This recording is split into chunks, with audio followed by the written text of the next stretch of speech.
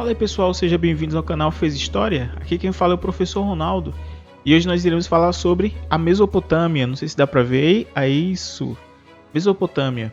Então logo após a nossa introdução, falaremos sobre esse assunto.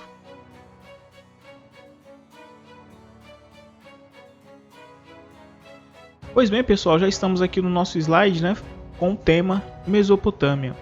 A Mesopotâmia, pessoal, não é basicamente uma cidade, é mais uma região. A própria tradução do seu próprio nome é região entre rios. A Mesopotâmia tem uma história bem longa, cerca de 3.000 anos. Ela só rivaliza com a história chinesa, que também tem um período muito longo, até mesmo parecido, né? Cerca de 3.000 anos. Então, vamos falar um pouquinho sobre essa região. A Mesopotâmia, como já foi dito, é essa região aí onde fica a cidade de Assur, Assíria, Acade, deserto da Arábia, Nínive, por ali, né? Essa região inteira. Por que era uma região tão disputada? Nós vamos ver que era uma região, sim, todo mundo queria ter acesso a ela porque era uma região muito fértil. Se nós observarmos, tinha rio de um lado do outro, mar Mediterrâneo, então era uma região onde tudo que, por assim dizer, produzia dava. Lembrando que nesse período da Mesopotâmia, o período onde as pessoas rivalizavam, onde as civilizações brigaram por ela, era um período de cultivo. Então, o motivo principal era terras, o domínio por uma região fértil. A Mesopotâmia e seus povos, o florescimento de núcleos populacionais às margens do rio Tigres e Eufrates, como já foi dito, tudo começou por lá, né, pelo rio Tigres e Eufrates, por ser uma região muito fértil. A formação de núcleos urbanos nas planícies e ocupado por vários povos. Aqui nós temos vários povos descritos e iremos falar sobre cada um deles. Sumérios, Acádios, Amoritas, Assírios, Caldeus. Provavelmente Amoritas não iremos falar tanto, vamos só citar. Aqui na Mesopotâmia e seus povos temos inicialmente o domínio dos Sumérios. O período de domínio nós podemos observar ali no nosso gráfico, cerca de 4.000 anos antes de Cristo até 2.350 antes de Cristo. O que se destaca desse período, né, de domínio da Suméria? Principalmente as cidades e estados independentes. Muitas cidades-estados. Cidades-estados podemos dizer, cidades que tinham sua própria forma de política e de comércio independente. Ainda nas cidades de Suméria, tinha o líder político e religioso o que comandava essas cidades, além da figura do rei. Uma curiosidade é que os primeiros reis surgiram nessa região. E como é que se deu os primeiros reis? Os primeiros reis deram basicamente por causa desse contexto, né, político e religioso. Muitos, por exemplo, eu posso dizer que eu sou filho de uma divindade da época e eu tenho muita terra, por isso eu devo dominar você. Daí surgiu a figura do rei. Foi basicamente por dizer que eu tenho mais condições de terra do que você, então eu devo dominar você. Basicamente foi isso. Além da invenção da escrita cuneiforme. Lembrando que essa escrita ela não é uma escrita pronta já, como nós conhecemos, tipo o nosso alfabeto, tudo já certinho.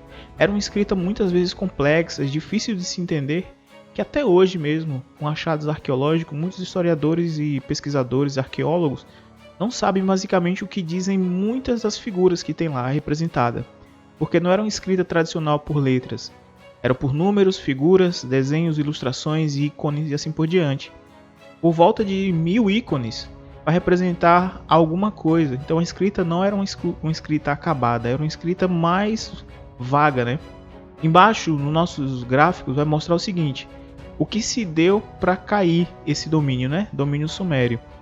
Então, basicamente, foi guerra entre as cidades-estados, cada um era independente, né? Sumerianas pelo controle central do território, basicamente por terra. Todo o contexto das guerras e conflitos que nós vamos falar aqui agora foi basicamente pela região estratégica, terras, plantio, agricultura e assim por diante. Quem dominava essa região se tornava mais poderosa. Ponto. Ainda enfraquecimento das cidades-estados, porque cada uma queria dominar do seu próprio meio, e a submissão aos acádios. Acádios foram uma outra civilização que surgiu logo após os sumérios. Vamos lá, falar então sobre os acádios. Os acádios eles viveram no período da queda dos sumérios, né, de 2350 a.C. até 2100 anos antes de Cristo. O primeiro grande estado na Mesopotâmia, os acádios, tinha essa figura. Nós observarmos até a imagem que eu utilizei foi os acádios. Os acádios e os assírios eles tinham um grande poder e são a marca principal da dominância da Mesopotâmia durante a história. Então, durante o período acádio, quem era o seu líder máximo? Era Sargão I, fundador do Império e grande conquistador. Por que grande conquistador? Como já foi dito, existiam muitas cidades e muitos domínios, muitos impérios. Então, quem dominava a região, basicamente eles queriam não deixar que outros dominassem e dominavam outras regiões vizinhas, para que eles um dia não pudessem tomar o seu poder. Então, basicamente era isso. O Império Acádio, com Sargão I, ele foi um dos primeiros a conquistar outras regiões. Eles faziam isso muito bem. E por causa disso surgiram o quê? Rivalidades internas. Todo mundo queria mandar, uma vez que todos querem mandar, ninguém manda em nada. É ponto, né? Enfraqueceu o Império e por sua vez os acádios são conquistados. Conquistados por quem? Todos nós já conhecemos, né? Império Babilônico, já ouvimos falar uma vez na vida. O primeiro Império Babilônico, vamos ver que existe um e depois teve o segundo Império Babilônico. O primeiro ocorreu por volta de 1800 a.C. até 1600 a.C. Ali nós temos a figura do primeiro Império Babilônico, o rei Hammurabi. Esse mesmo, o criador do Código de Hammurabi. O que foi que ele fez? Ele unificou toda a Mesopotâmia por meio desses códigos de leis e regras.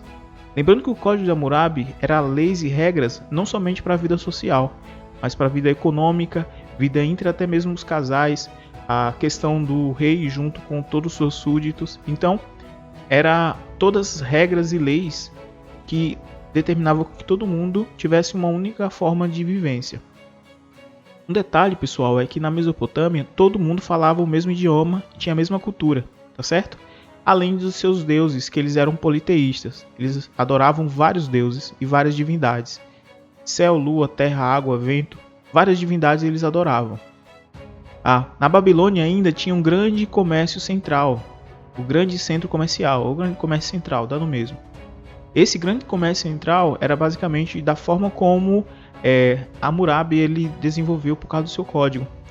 Depois, como Hammurabi ele era o líder máximo e representação desse período, quando ele morreu, ocorreram algumas ondas migratórias. E migração é de fora para dentro, migratórias de dentro para fora. Muitas pessoas ali, eles não aguentavam viver de acordo com aqueles códigos e leis e altos impostos que o próprio rei Hammurabi ele determinava para as pessoas e os comerciantes. Então eles viram que outras regiões tinham a possibilidade deles viverem com comércio sem ter altos impostos, então eles mudaram, começaram a sair daquela região para outra parte.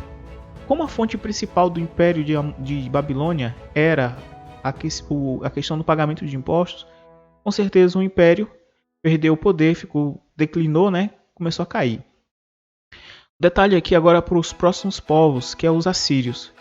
Os assírios, pessoal, eram tidos como os povos mais violentos desse período. Os assírios, se vocês já ouviram até mesmo em uma outra aula de história, um professor comentar que eles arrancavam a cabeça dos seus inimigos e jogavam, por assim dizer, uma espécie de futebol, era verdade. Eles faziam isso. Então, é tido como os mais sanguinários e os mais violentos povos que viveram na Mesopotâmia e até mesmo na Antiguidade. O Império Assírio ele surgiu desde 1300 a.C. até 612 a.C. Quem era o rei principal? O rei Assurbanipal. Ele era um rei muito violento, como eu já disse antes, né? A sua cultura e o seu império era baseado principalmente no comércio e agricultura. Daí ele começou a criar o primeiro exército organizado da história. Era conhecido pela violência, como eu falei, contra os povos dominados. Onde os assírios dominavam e conquistavam, eles matavam, assassinavam, para que eles ficassem no poder pelo medo. Não pelo mesmo seu poder, na verdade, seu poder de persuasão, mas pelo medo. Era o que eles faziam. Como eles começaram a enfraquecer? Quando fala em coalizão, é grupo, reunião. Então, dos povos medos e caldeus.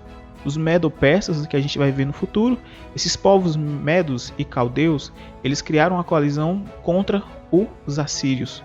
Visto que era um povo que vivia na própria Mesopotâmia, que eles dominavam a parte da violência.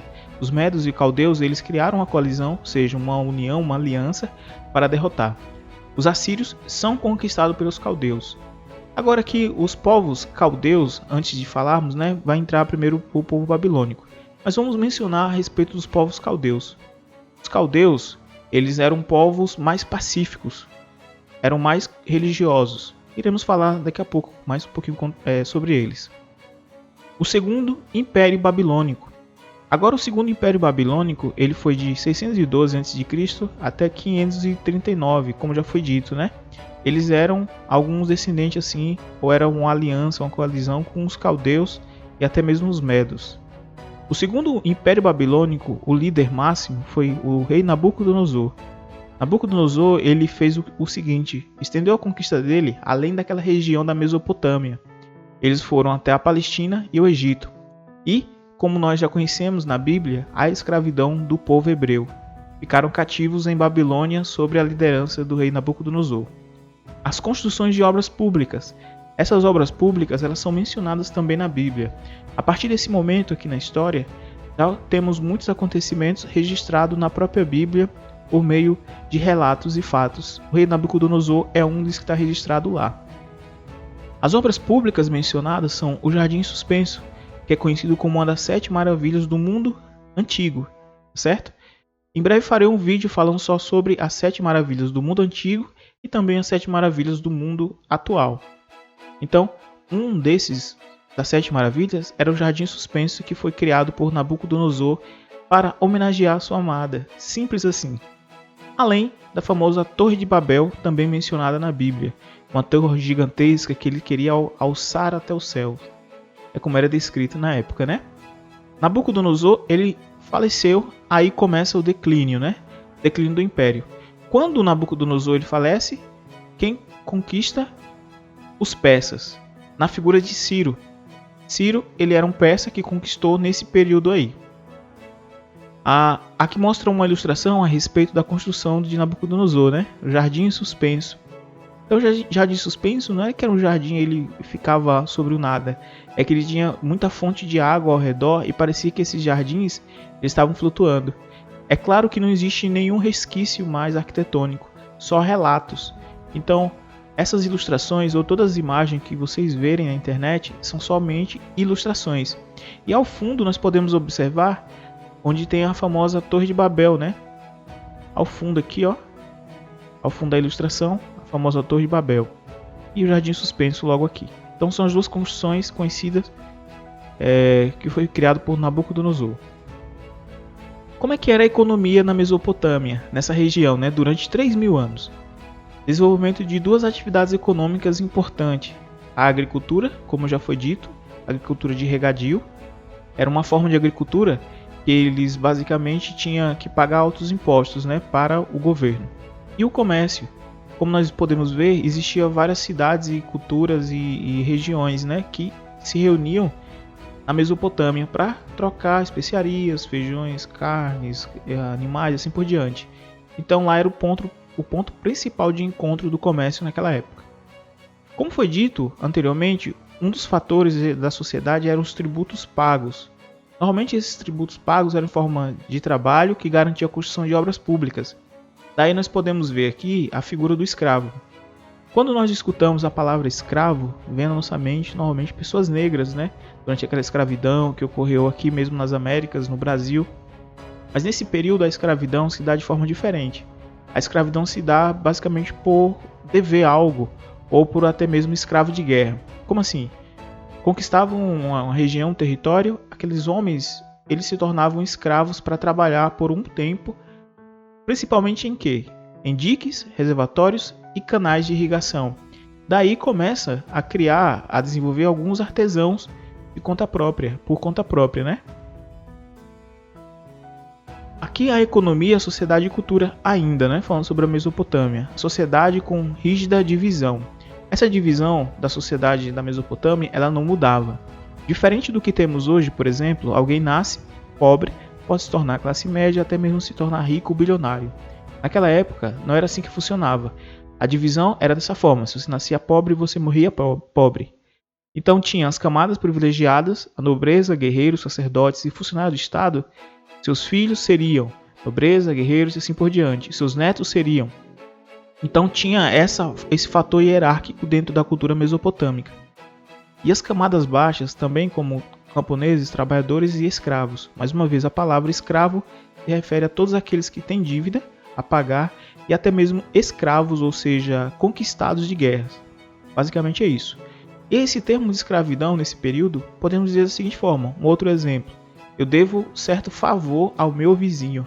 Então eu me torno escravo dele para até eu pagar esse favor, eu tenho que trabalhar para ele de graça ou mesmo devendo dinheiro. Então a escravidão se dava dessa forma, tá bom? Características culturais. A escrita cuneiforme, como foi dito. A escrita que eles tinham era uma escrita que tinha muitos caracteres, muitas vezes palavras difíceis de entender. Até hoje mesmo os estudiosos, os arqueólogos, eles não têm uma definição correta do que está escrito. Escrita cuneiforme, a cuna, era uma ferramenta em forma de V, que eles passavam na argila e ali desenhavam seus desenhos, claro, né, seus caracteres.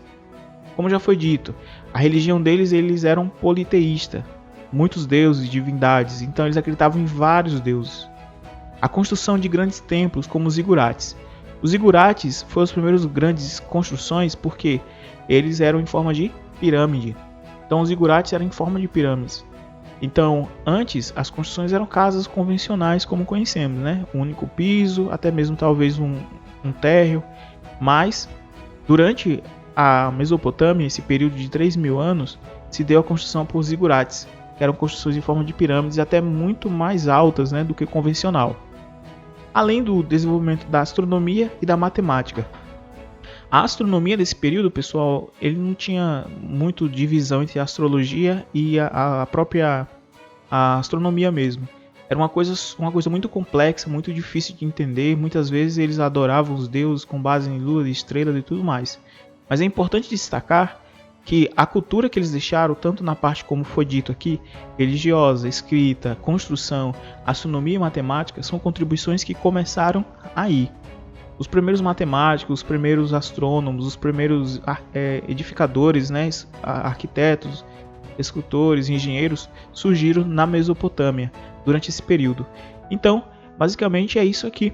A Mesopotâmia foi uma região que durou volta de 3.000 anos. Muitos povos conquistaram, era uma região estratégica justamente por causa da agricultura de regadio, que tinha muitas plantações, e ali eles tinham especiarias e tudo mais. O comércio desenvolveu. Por ser uma região muito boa de se cultivar e de se ter, todo mundo brigou por ela, era uma região que era privilegiada. Logo após nós iremos falar sobre uma outra civilização, também muito importante durante esse período. Logo após a Mesopotâmia, na cronologia histórica, nós temos o Egito e o Reino Kush. Pessoal, até a próxima aula. Tchau, tchau. Abraço.